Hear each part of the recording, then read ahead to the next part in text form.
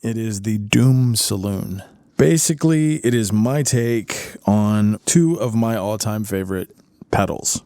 It is a modified Big Muff Pi, and it's a modified Proco Rat. It is a wide open fuzz distortion with tons of versatility and lots of headroom. But it is 3 simple knobs and a toggle switch. And the toggle switch is a 3-position switch. So if you leave the toggle switch in the middle positioning, then you have a Big Muff Pi with the Big Muff tone stack. If you move the toggle switch to the down position, you have a Rat-style low-pass filter. And if you move it into the up position, it is a Rat-style high-pass filter. In either toggle switch positioning up or down, the tone knob no longer has to do with the Big Muff tone circuit. It is now a filter for either the high pass or the low pass. But there's a lot more sweep, if you will. You have a full sweep of a low pass filter and a full sweep of a high pass filter and the Big Muff tone stack. I think it's called the Tilt tone stack or something like that, but that's why this is so cool, is because it's just 3 knobs and a 3-way toggle switch, and yet you have 2 versatile fuzz distortions. I'm very, very pleased about it. So clean tone. Level is at 10 o'clock. Sustain is at 3 to 4 o'clock, give or take. And our tone stack is all the way counterclockwise, so it's wide open.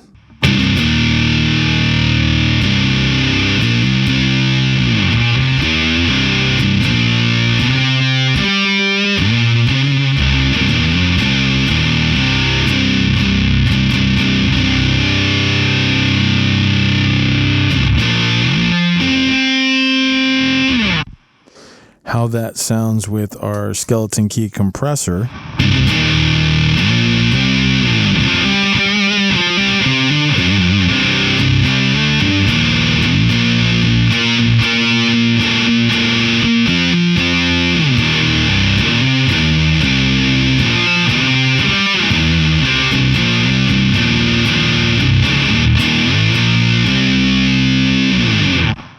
Very useful. With the Doom Saloon, let's say we want to keep it in the Big Muff and we want to start using our Tilt tone stack. I'll do a quick sweep with the open chuggies.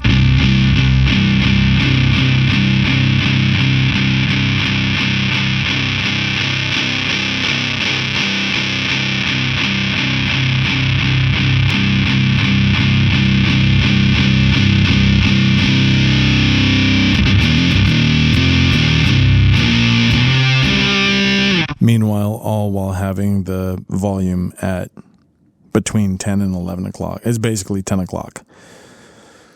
That's nuts. It's super, super, super loud. It will destroy headphones and your mind and everything else. I mean, it will push the shit out of an amp however you want it to go. So it's a beautiful thing.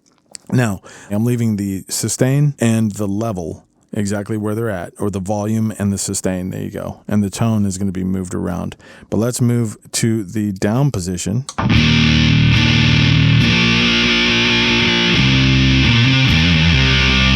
Gets a little bit grittier around the edges now because we're in rat mode, give or take.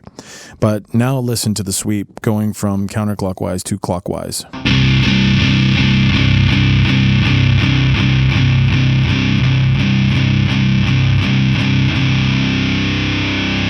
So let's say, and again, that is a low pass filter because as you can tell, it retained all the lows, but it affected the low mids, the high mids, and the highs. Now, if we were to leave the tone or the filter, I guess you would call it, in the low pass mode and have it completely counterclockwise like we do,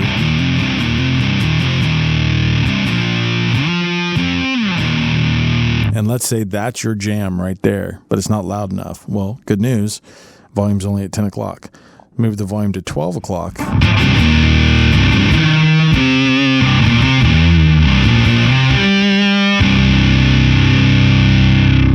All right, let's switch to the high pass mode.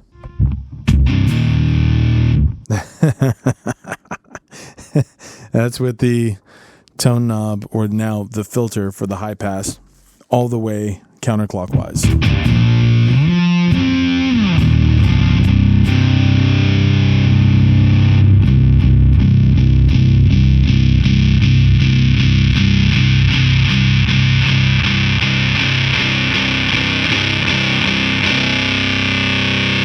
And yes, you can 100% get the out of phase over the phone tin can effect.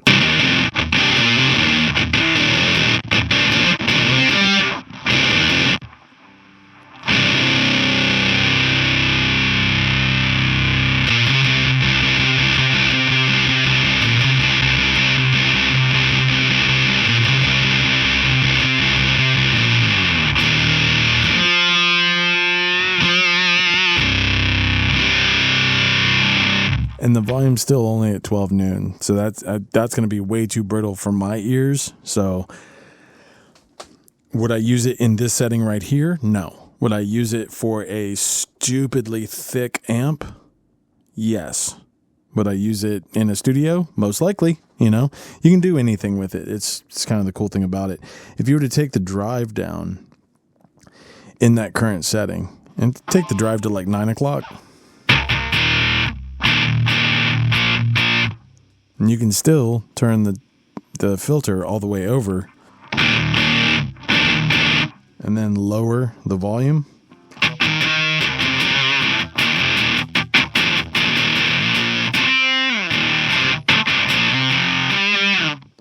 I mean, any tone's possible. It's pretty awesome. But the way I love to run it is with the gain, the sustain at about between 3 and 4, level between 10 and 11, tone stack all the way counterclockwise, and the switch in the middle.